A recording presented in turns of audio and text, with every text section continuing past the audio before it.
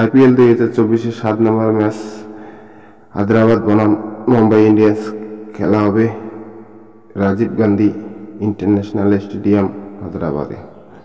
আজকের ম্যাচ কে জিতবে? যে ঘরের মাঠে খেলতেছে সেই তাদের ম্যাচ জিতে যাচ্ছে। এইবার আইপিএল এটাই স্ট্র্যাটেজি। হায়দ্রাবাদের playing 11: Mayank Agarwal, Davis Head, Rahul Tripathi, Adam Markram, Henry Klaasen, Abdul Samad, Pat Cummins, Washington Sundar, Bhuvneshwar Kumar, Natarajan, Mayank. এবং মুম্বাই ইন্ডিয়ান্সের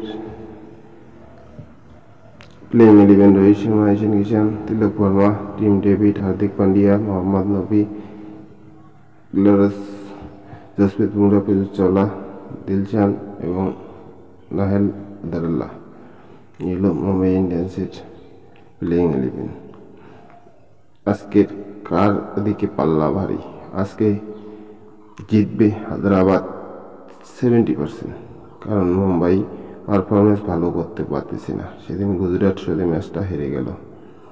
তো হায়দ্রাবাদ জেতার সম্ভাবনা বেশি, এবং সাথে 2-3টা ড্রিম 11 টিম এখানে রাখা হয়েছে, ক্যাপ্টেন, ভাইস ক্যাপ্টেন।